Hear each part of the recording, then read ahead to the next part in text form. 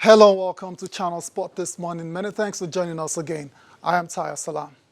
All right, this is what the show looks like. We're starting with the Tokyo Olympics qualifier involving Nigeria Super Falcons. They traveled to Abidjan yesterday and they ended in a goalless stalemate.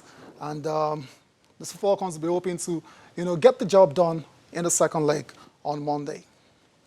Also on the show, let's go to the IWF World Championships now, where Nigeria's Chukwuebuka Enekwechi became the first athlete to make it to the final of an event. Also on the show, still in Doha, Qatar. There you go. That's your new 400 meters champion, Nasser Eid. Wow. Congratulations to Nasser Eid El Nasser. Congratulations for the lady that runs for Bahrain now. She used to run for Nigeria. She stunned Shawnee Miller Weibo to win that 400 meters race. All right, let's get on with the show now. Shola Rogers is my guest who's starting the show with me from the very start. Yeah, so it's a pleasure to be here. and thanks for having me. Yeah, it's great to have you. So we're just going to, before we get to the 400 meters champion, that's Nasser Ed Isi, let's start with the very bad news. Not very good, involving Nigeria's Promise Isaac. We got that very bad information yesterday that is passed on. That's the former Flying Eagles captain. Yes, Promise Isaac is no longer alive now. Very sad. Pretty sad news. It just broke yesterday and it was all over social media. And before you know it, there were press releases to that effect. Yeah. The sad part is nobody ever sees this coming. You know, at 31, Very nobody would young. have expected that a young man like him would go. But you see, it's a debt that we all pay, and at some point in time, everybody will die. I'm just glad that when he was here with us, he lived a very good life, and of course, former captain of the Olympic Eagles. They got silver, you know, and he had a successful career. You know, if you look at relatively compared to a couple of people that were his contemporaries, he actually did have a very successful career. Very unfortunate. Thoughts and prayers with Promise Isaac. That's the family as well as the loved ones he's left behind. I remember him very clearly. That was at the 2005 World Cup. Yeah, that same one Nigeria finished second behind Argentina. The same one that had Mikel Obi. I'm very correct, right? The same one that had Obasi, Taiwo Obasi as well. So it's a very talented Flying Eagle squad, and he was the leader of that team. So you know, just like his name said, you know, he held a lot of promise. Promise, yeah. Everybody was looking forward to him, at least maybe filling up bigger shoes of JJ and the rest of them. But regardless of how everything panned out, this man did have a very good career, and we thank God for his life. Very decent. May his soul continue to rest in peace. From Promise Isaac, let's come back home. Let's talk about something cheering. Let's talk about the Lagos Tennis Open. That's the 19th edition, which is going to serve off on Monday, October the 7th at the Lagos Lawn Tennis Club in Onikon. This championship has been going on for a long time now, Shola, and it started as a Governor's Cup. Now it's stepped up, in profile. Now it keeps rising in profile. Let's put it that way. And it's the 19th edition. We can't wait for it to serve up. During the news conference, which was yesterday, the chairman of the local organizing committee, Chief Pius Kinyu Lori, represented by the tournament director, Prince Wale Oladojoye, says the International Tennis Federation has redefined the nomenclature of its futures tournament to reflect the prize money.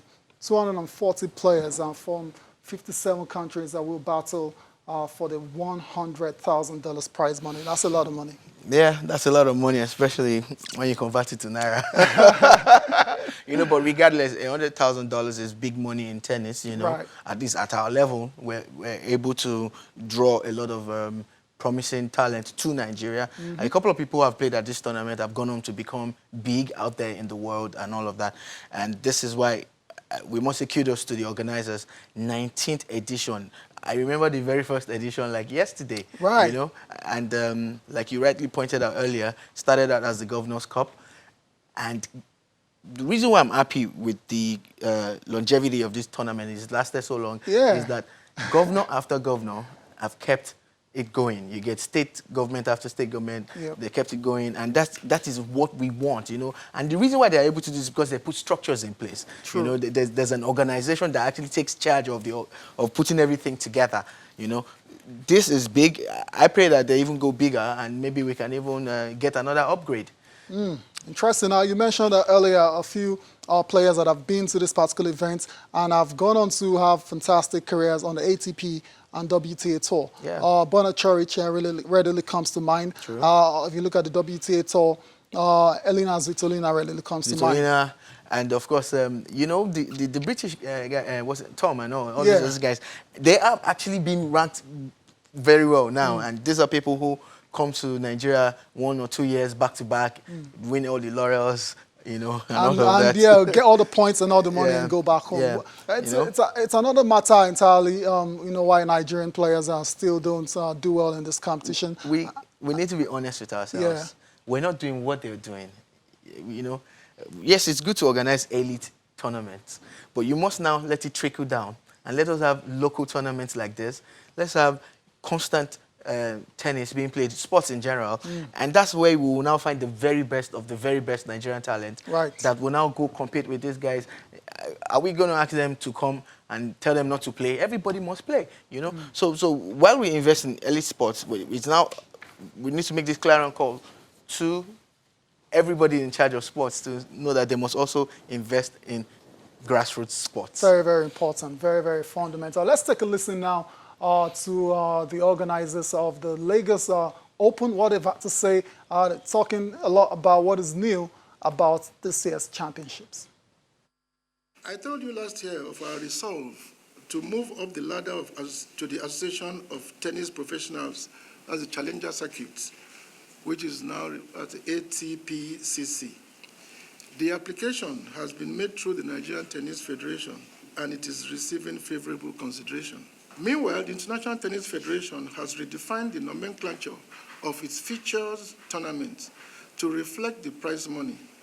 Lagos Open is in the highest category, and it is now known as an F25 tournament. So we have this year's 2 F25 tournaments for both men and women categories.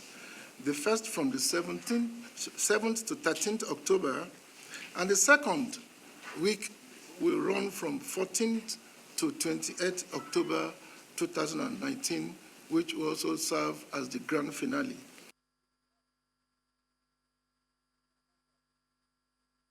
There you go there, listening to Prince Wale Oladujoyi. He's also been speaking about plans to produce more tennis stars. That's where we were on before we went to listen to him. And we all know the basics. We all know what is fundamental to this. It is at the grassroots. And if nothing is done about that, Shola, we're going to keep coming back here every edition to talk about the same thing. That's what it is, and and that's why we not get tired of saying these things.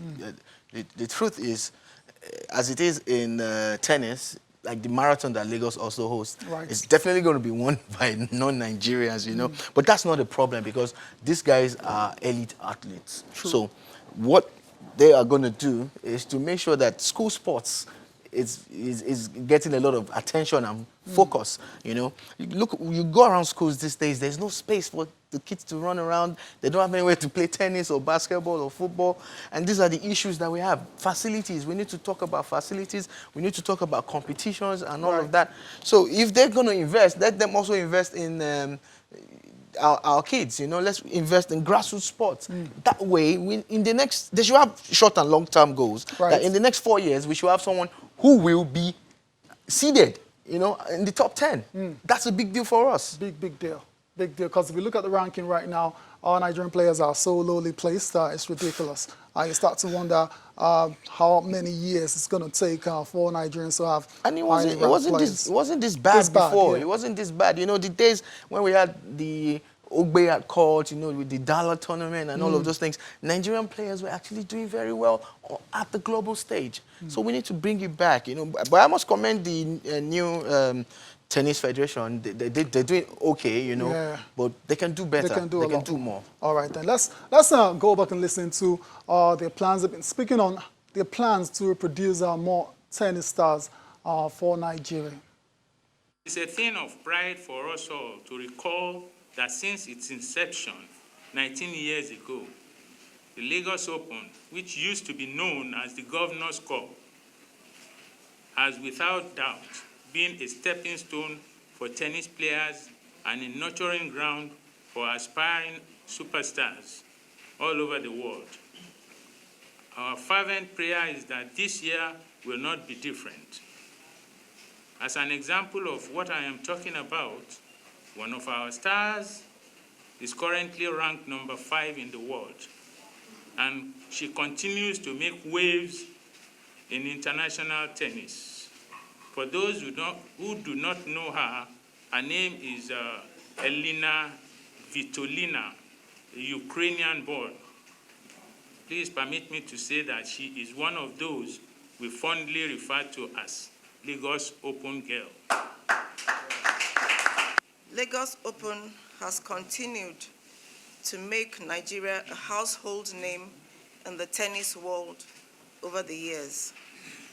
From the entries so far, we're expecting nationals from about 57 countries across the globe coming to take part in both the men's and the women's event over a period of 2 weeks. We had earlier in the year hosted the World at Abuja for 3 weeks in the men's event and have continued to attract more ranking players, therefore bringing the best of tennis to our doorsteps. All right, then let's move on from tennis now, from the Lagos Open, which is going to serve off pretty soon, October the 7th, to be precise. And if you're a fan of tennis, of course, you know where to go. It's the Lawn Tennis Club. That's in Unicon. That's where all the action will be taking place.